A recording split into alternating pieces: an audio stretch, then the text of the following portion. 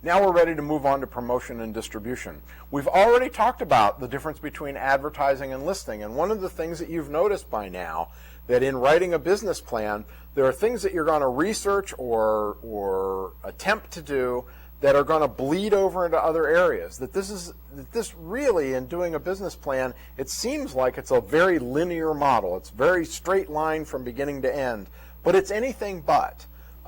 It is one of the most unpredictable processes that we've been able to find, just like running a small business is fairly unpredictable. And that's one of the paradoxes that we just sort of live with, that it's owning a business is very nonlinear, but the planning process is taught as a linear thing. And I hope one of the things that you're picking up on is that we are going to bounce back and forth, that we're going to learn something while we're doing this that actually belongs over here, or that tells us something that, boy, we can sure use over in this section. So embrace that paradox. Again, where are customers likely to look for or to find your promotions?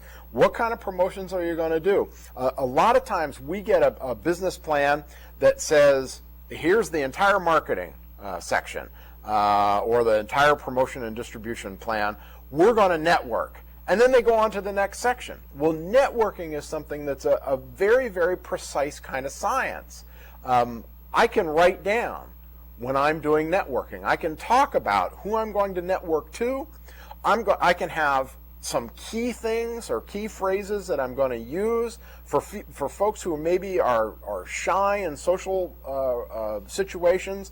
Part of the support strategy in getting a business going is helping them with networking, of figuring out, of rehearsing, of role-playing.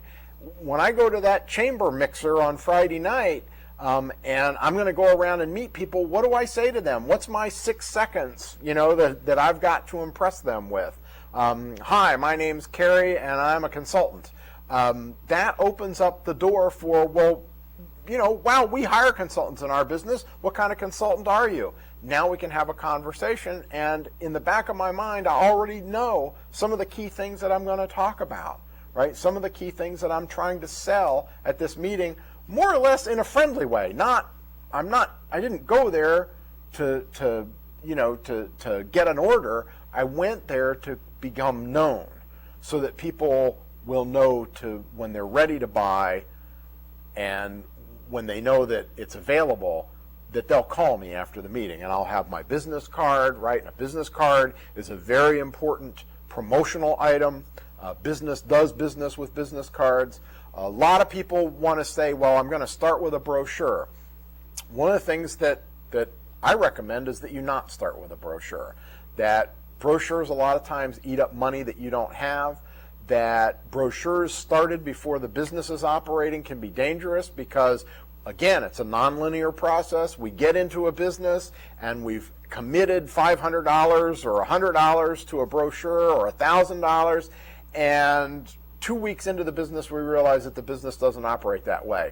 Or we've got really lousy cell phone service and we need to disconnect our cell phone and get a new one with a different number.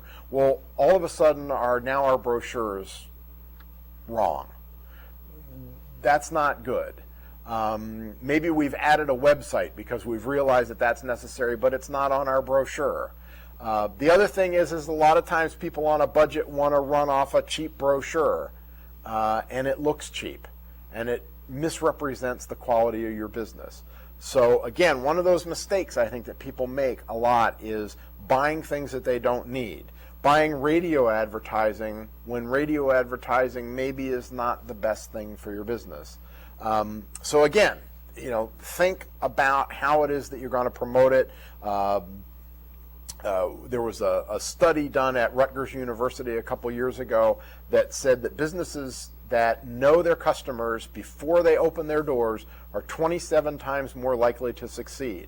One of the things that we do in promotion and distribution is write down everybody that we know who knows somebody. How do we use them? How do we network with them? How do we get them to promote our business? And yes, are there things that we would do? Are there times when we would use brochures? Absolutely. Are there times when we might put a coupon in the newspaper? Absolutely. But I'm saying don't start with that assumption. show some evidence in your business plan that that might be an appropriate way to go. Okay. Where are your customers likely to look for, and again, find your promotions? Well, again, if you're running a plumbing shop, I'm guessing the Yellow Pages is probably a pretty good place to go. I know that dentists advertise in the Yellow Pages, and that might be important for somebody who's suddenly new to the area and has a toothache. But generally, I don't select my dentist out of the Yellow Pages. When I move to a new community, I ask my friends and neighbors and my coworkers there who their dentist is and if they'd recommend their dentist. That's an important thing. So again, that networking, again, in small businesses tends to make sense. What value are you establishing with your promotion and distribution? Where do you want to be seen? Who do you want to be seen with? Right? Are you high cost or are you low cost? Are you high quality or are you low quality?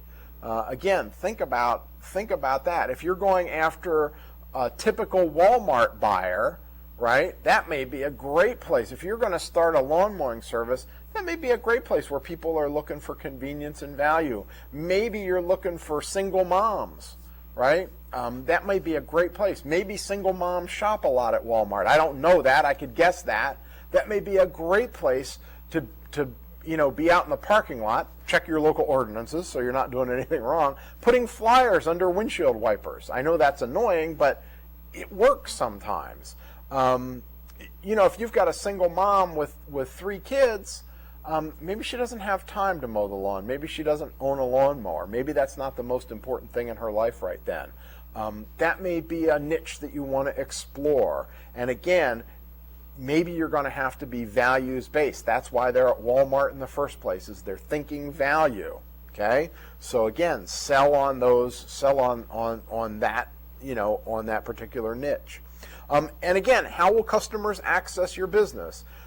Why we went with Anna's business on eBay was that it reaches an international market.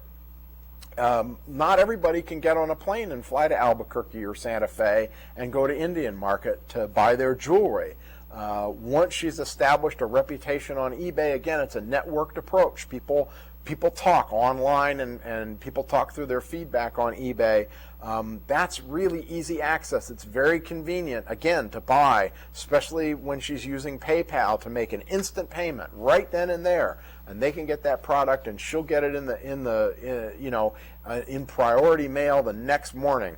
If you've got a storefront, then again, you've heard over and over again, location, location, location. That is an access issue, right? How do people get to you is critically important. How will you make buying and using the product easy and convenient for the customer? If we look at our own small businesses, if we look at supported employment or customized employment services as a small business, have we made it easy for businesses to hire people with disabilities? Most of the analysis says no. So there's some internal issues that we could work on right away to get better at helping other people start their businesses. Look at our own businesses. Is it easy? Is it really fast and convenient for an employer to use us? That's one of those things that maybe we ought to spend a little time on down the road, looking at our own business operations.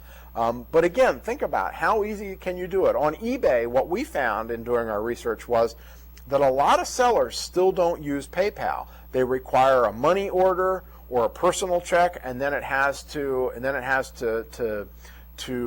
clear the bank. So we're waiting for 2 or 3 weeks. We've also had to send a letter. We've had to address an envelope, get a stamp, go to the post office, send this letter out, right, to make a purchase. If we're using a money order, we've had to go to the bank, and we've had to, get out of the car and go in and get the money order.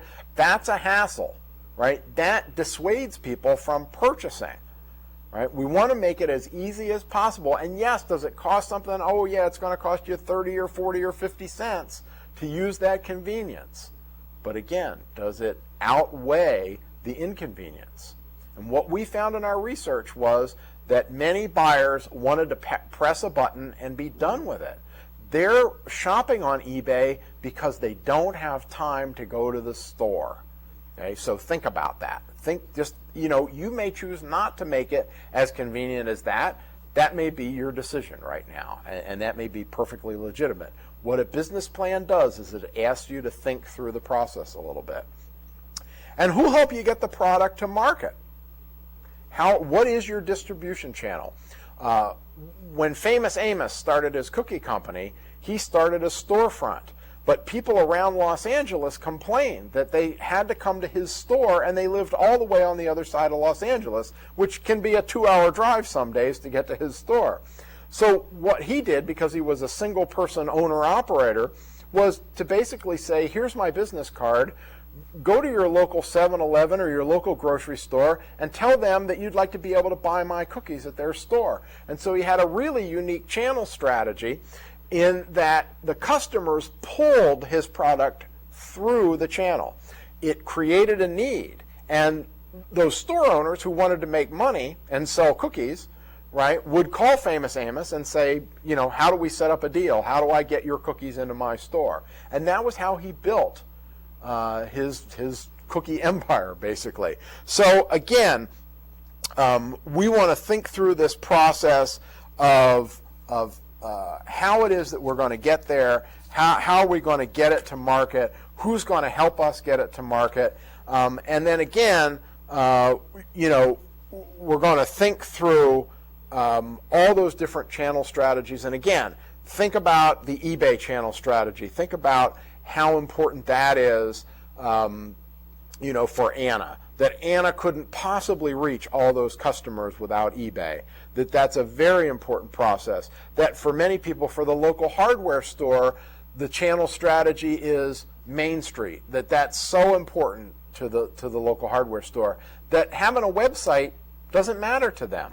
That, yeah, it might be nice for service after the sale to go check their website to see what store hours are open and what the guarantee is on this and what their daily specials are. But really, their strategy, their distribution network is being on Main Street. So think about how do we get our product to market. If you're living in a really rural area, when Dave Hammis and I really started doing a lot of small business, it was in Montana, and distribution was really, really difficult. So we had to think about how are local markets, how do we entice people to buy, how do we get on Main Street if that's the primary market, where are people? If it's a tourist-based business, where are the tourists? How do we get to them?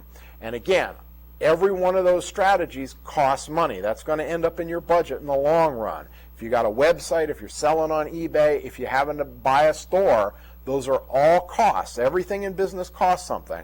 So again, the nonlinear aspects of the business plan. Every strategy that we think about that's important, we have to be able to pay for. So go work on your promotion and distribution strategies. Write those out. Remember, you're telling a story. Yeah, someday you might be in the mall, but for today you own a kiosk out in the hall of the mall. That may be fine for today. Let's write about that. Let's write about that target in the future. That can help develop your sales plan for later on. But right now, talk about simple promotion and distribution of your product, and then we'll come back and we'll talk a little bit about sales.